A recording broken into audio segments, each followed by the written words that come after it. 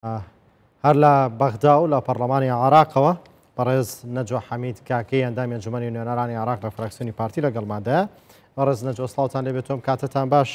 کۆبنەوەی پەرلەمانی عێراق بۆ دەست پێ ناکاتەوە، داواتان لێ نەکراوە بگەڕێنەوە؟ چی هەیە چی نیە ئێستا؟ سڵاو، ئەم کاتتانە باش. بەڵێ ئێمە حالیان لە مەجلس پەرلەمانین، بەڵام لە فترەی ئیستراحە بووین.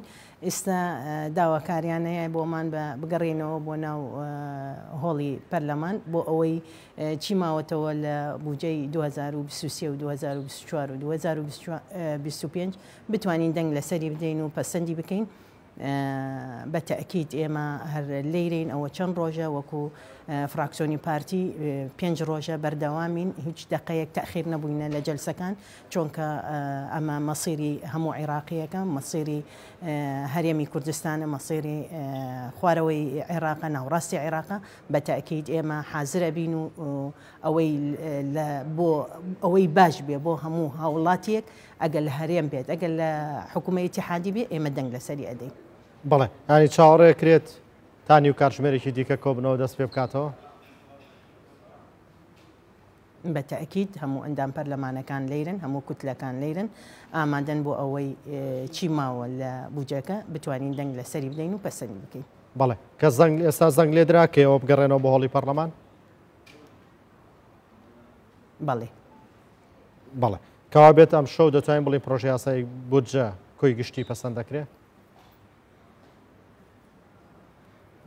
ئینشاءالله بە تەئکید ئەگەریش چەند وا بزانم داواکاریەک هەیە دوای ئەوەی کە مادەکان تەواو بێ. ئیستا ئێمە حالیان مادەی 15 چەند فەقەرەیەکی ماوە ئەبێ دەنگ بدەین لەسەری دوای ئەوەی کە لوژدەی مالیە بخوێنێتەوە.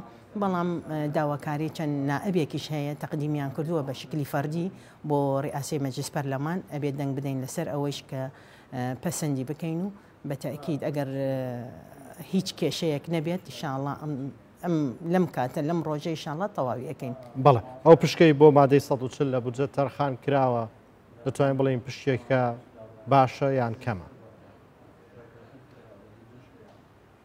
بە تەئکید ئێمە مادەی 140 لە دەورەکانی تر زۆر یعنی ئەهمال و تەهمیش کرابوو، بەڵام لەم دەورەیە مادەی 140 دەست بەکاربوونە لوجنەکە لە بەغاو و ئەوەیش تەرخان بکرێ بۆ مادەی 140 دیارە خزمەتی هەموو کوردەکە بە تایبەت، چونکە کورد غەدری لێکراوە لە کاتی نظامی پێشتر و بۆ ئەوەی ئەو مادەیە حەقی خۆیان وەربگرنەوە بە تەئکید لوجنەکە دەست بەکار بووە و ئینشاءالله هەموو ئیشەکانیان جێبەجێەکەن و هەموو مافی کورد کە خوراوە ئەیگەڕنەوە بۆی. بەڵێ، پرسی گواستنەوەی میلیاکاتی مامۆستایانی زمانی کوردی لە ناوچە دابڕێنراوەکان پەروەردەی کوردی بەکوێ گەیشت؟ چی لێ هاتەوە پرسە؟ ئەوش فەقەرەیەکە لە مادەی 50 بۆ ئەوەی نەقڵ مامۆستا و مامۆستای سەرەتایی و مامۆستای دواناوەندی لەگەڵ ئیداریەکان لەسەر میلاکی هەرێمی کوردستان بگوازێنەوە بۆ سەر مرکزی ئیتیحادی عێراقی، لەگەڵ ئەوەی کە مرکزی ئیتیحادی ئامادە بێت تەخسیسی دەرەجاتی وەظیفیان بۆ بکات، هەر ناوچەیەک هەر محافەزەیە ضمن مدیریەی تەربیەی خۆی هەوڵیش ئەدەین وانەبێژەکان، چۆنکە وانەبێژەکانمانیش هەیە کە خزمەتی خوێندنە کوردیەکانمانەکەن لە ناوچە دابڕاوەکان لە خارج هەرێمی کوردستانە ئیداریەن. بەڵام جارێ ئێمە بە تەئکید کە وەفدەکەی هەرێمی کوردستان سەردانی بەغای کرد پێش 3-4 مانگ، وەفدی بەخاش ڕۆیشتۆتە هەرێمی کوردستان، دیارە هەمووی ئەوەی قائیمەی مامۆستاکان و ئیداریەکان حازرە، بەڵام ئێمە هەوڵەدەین کە وانەبێژەکانیش بە تەئکید ئینشاءالله داخلیان بکەین لەگەڵ ئەوانەی، چونکە ئەوانیش خزمەتی خوێندنی کوردی ئەکەن لە ناوچە دابڕاوەکان. بەڵێ، پشتی لیوە هاوبەشەکان چەندە وەکەی دەست بەکارە بن؟ لیوە هاوبەشەکان حازرە کە ئامادەن خۆیان وەکو ئەوەی کە تەدریبیان کردووە، هەمویان ناویان تۆمارکراوە، دەرەجەی تەسەلسولیان هەیە، ئەگەر لە فەقەڕاتی موازنەش نەبێ ئێمە ئەتوانین وەکو ئیضافە پەسەندی بکەین. کەواتە لە نێو بودجە هیچ پشتێک بۆ لێ هاوبەشەکان نەبووە؟ تاکۆ ئێستا باسی ئەوە نەکراوە، بەڵام ئەگەریش نەبێت ئێمە وەکو ئیضافەی فەقەرەیەک ئەیکەین دراجی ئەەکەین لە ضمن موازنەی 2023 چۆن بە سەراحەتەن پێویستیمان پێیانە بە تەئکید کە من خۆم خەڵکی کەرکووکم پێویستیمان بە ئەو لیوایە بۆ ئەوەی زیاتر ئەمن و ئستقرار لە شاری کەرکووک دروست بکەن بۆمان و پێویستیمان پێیانە بەس ینی زیاد لە حەت.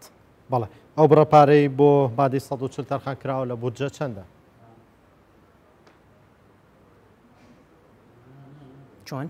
بڕی چەند پارە پشتی چەند بۆ مادەی 140 تەرخان کراوە لە بودجەی عێراق؟ ناتوانم تهدیدی بکەم بزەبط چونکە ئەبێ ئەمە جدول بێت لەبەر ئەوەی جدولەکە تهدیدی ئەو بڕەپارە ئەکاتن.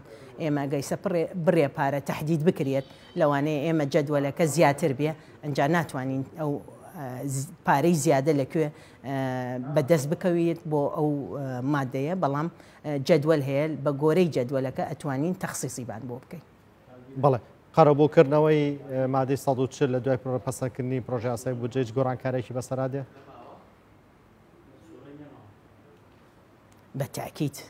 بەتەکید گۆڕانکاری بەسەرابێ.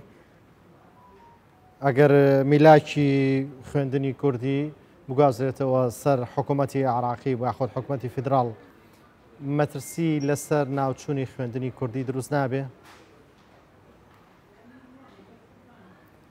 خوێندنی کوردی ئەوەی ئیستا کە وەکو قوتابیە لەو قوتابخانە ئەخوێنێ بە ڕەغبەتی خۆی ڕوحی کوردیاتی تایە بۆیەوە لە قوتابخانەی کوردی ئەخوێنێ و ئەوەیش مامۆستایە کە دەرس ئەدا لەو قوتابخانە بە تەکید زیاتر ڕوحی کوردیاتیان تایە و حەزەکەن خزمەتی قوتابخانە کوردیەکان بکەن.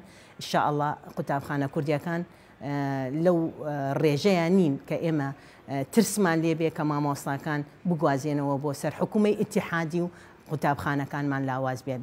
ئینشاءالله قوتابخانەکانمان بەردەوام سەرئەکەون و زیاتر بەهێزیشە بن. بەڵێ بەڕێز نەجوە حەمید کاکەی ئەندامی ئەنجومەنی نوێنەرانی عێراق لە فراکسیۆنی پارتی لە بەغدا و لەگەڵماندا بووی. سپاس بۆیەوە.